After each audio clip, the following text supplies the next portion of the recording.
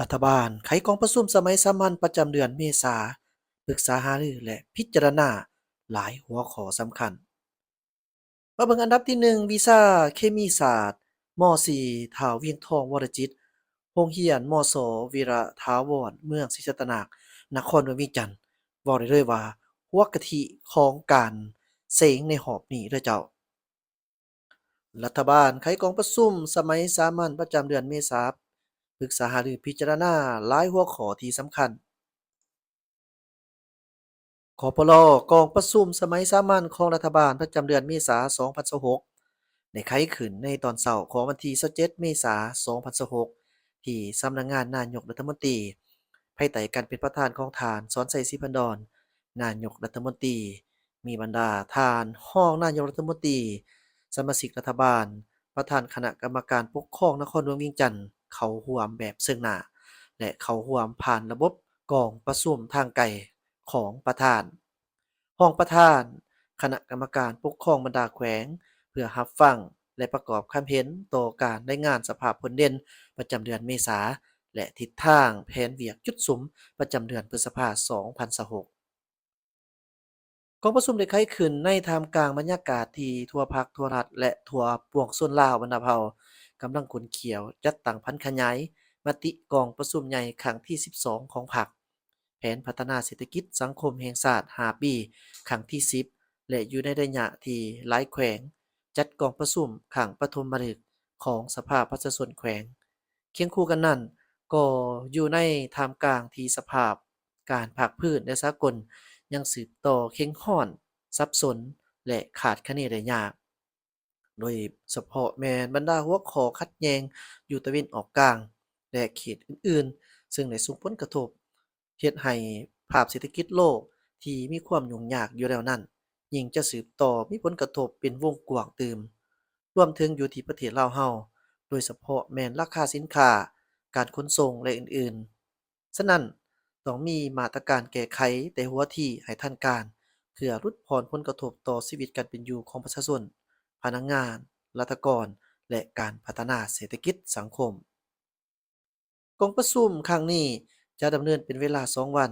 โดยจะได้พร้อมกันค้นคว้าปรึกษาหารือประกอบความเห็นและพิจารณาต่อบรรดาหัวข้อที่สำคัญคือรายงานสภาพผลเด่นและเวียกงานจุดสุมหีบด่วนจำนวนหนึ่งคือเวียกงานผลเด่นประจำเดือนเมษาและทิศทางแผนการประจำเดือนพฤษภาคม2026ของรัฐบาลสภาพผลเด่นภาคพื้นและสากลเวียกงานป้องกันศาสตร์ป้องกันความสงบรวมทั้งสภาพอุบัติเหตุ อัคคีภัยและบรรดาปรากฏการณ์ย่อท้อในระยะบุญปีใหม่ลาวความคืบหน้าในการปรับปรุงซ่อมแปลงเส้นทางในทั่วประเทศการแก้ไขผลกระทบจากพายุหมากเข็บการกักเกี่ยมต้านภัยแห้งแล้งสภาพไฟไหม้ป่าการถางป่าจูดป่าการแก้ไขปัญหาหมอกควัน PM 2.5พร้อมทั้งเสนอมาตรการแก้ไขการปฏิบัติคำสั่ง 40/นยว่าด้วยการแก้ไขปัญหาน้ำมัน และปัญหาวิกฤตโอกาสเพื่อนำใส่รถไฟฟ้าและพลังงานทดแทนการแก้ไขปัญหาลักลอบการขุดค้นแร่ธาตุ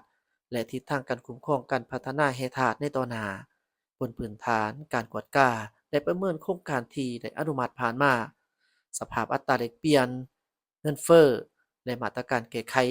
พร้อมนี้กองประชุมจะได้ปรึกษาหารือหางแผนยุทธศาสตร์การพัฒนา ตลาดทุนของสปปลาว10ปีแต่ปี2026ถึงปี2035และวิสัยทัศน์ฮอดปี2045หางนำดัดว่าโดยการถอนสิทธิ์นำใช้ที่ดินในหางนำดัดว่าโดยการกองทุนกันและควบคุมเชื้อพยาธิ HIV หรือว่าเอดส์ในโอกาสดังกล่าวท่านนายกรัฐมนตรีเรียกร้องมายังบรรดาสมาชิกรัฐบาลและบรรดาท่านที่เข้าร่วมประชุมทางไกลจงได้พร้อมกันเอาใจใส่คนขั้ว ได้ประกอบความเห็นอย่างลึกซึ้งแผดกับสภาพความเป็นจริงของแต่ละปัญหาโดยการเสนอทัศนะอย่างตรงไปตรงมากระทัดรัดมีจุดสุมมีทางออกที่ชัดแจ้งเฮ็ดให้กองประชุมได้รับผลสำเร็จตามจุดประสงค์และคาดหมายที่ได้กำหนดไว้แนสาเหตุให้ผลของกองประชุมในครั้งนี้ได้รับการจัดตั้งปฏิบัติเป็นรูปธรรมและมีประสิทธิผลสูง จากท่านผู้ชมวันนี้เรามาเบิ่งเกี่ยวกับทางผู้เข้าร่วมการสอบเสียงนักเขียนเก่งทั่วประเทศ ามาเบิ่งเกี่ยวกับนักเรียนเก่งระดับศาสตร์วิชาฟิสิกส์ศาสตร์ชั้นมัธยมศึกษาม.4 และม.7 โรงเรียน2025-2026มีไผมาจากโรงเรียนและแขวงใดแด่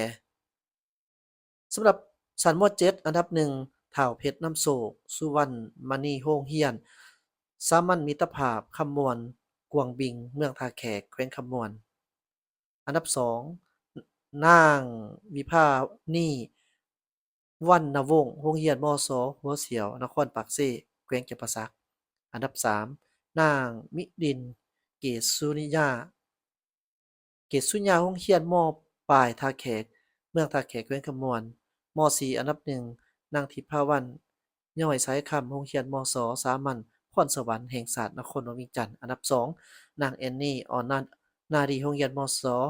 SOS ปากซีนครปากซีแขวงจำปาสักและอันดับ 3 นางจินดา สุกเสริมโรงเรียนมศ.นาครเมืองหมอกแขวงเสียงขวางน้องเองก็รู้สึกดีใจหลายที่ได้ระดับชาติในครั้งนี้เพราะว่าต้องผ่านอุปสรรคหลากหลายอย่างอย่างเช่นสิวขึ้นเนื่องจากความเครียดและการเรียนที่หนักจึงสามารถญาติได้อันดับที่1ระดับชาติได้ในการทำเรียนนี่ครูอาจารย์หรือว่าพ่อแม่ผู้ปกครองได้มีการแนะนำน้องเท่าไหร่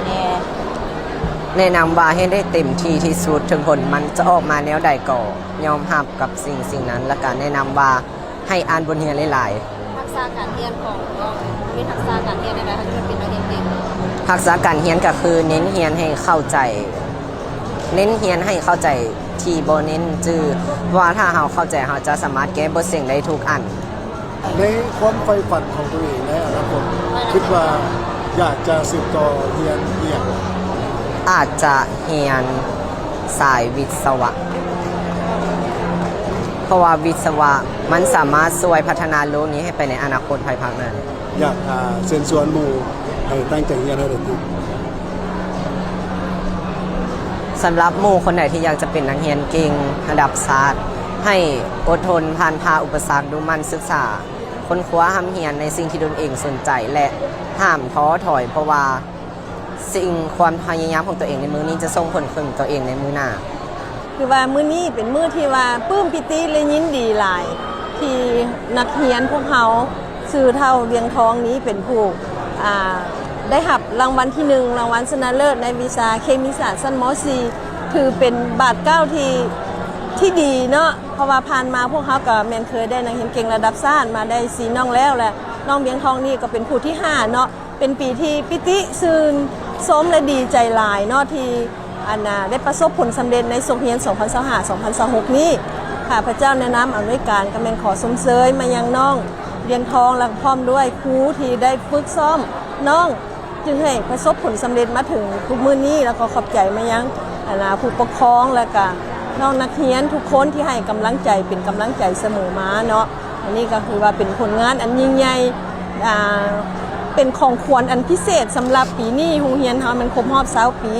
ซึ่งหากระจัดการเฉลิมฉลองไปวังบ่โดนมานี่ก็ถือว่าอันนี้เป็นรางวัลอันมีเกียรติที่สุดสำหรับโรงเรียนเฮาในครบรอบสร้างตั้งมา20 ปีนี้เนาะอันนี้ก็มีความดีใจ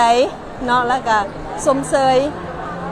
น้องนักเรียนที่ได้ตั้งหน้าเอาใจใส่แท้ๆจึงได้ประสบผลสำเร็จเพราะว่าการที่เป็นนักเรียนเก่งบ่แม่นเรื่องง่ายนอกจากระเบียบวินัยการเอาใจใส่เรียนแล้วทุกอย่างแม่นต้องให้มีความตั้งใจแท้ๆมีความมุ่งมั่นแท้ๆจึงสามารถประสบผลสำเร็จได้เนาะขอสมเสยขอบใจหลายๆ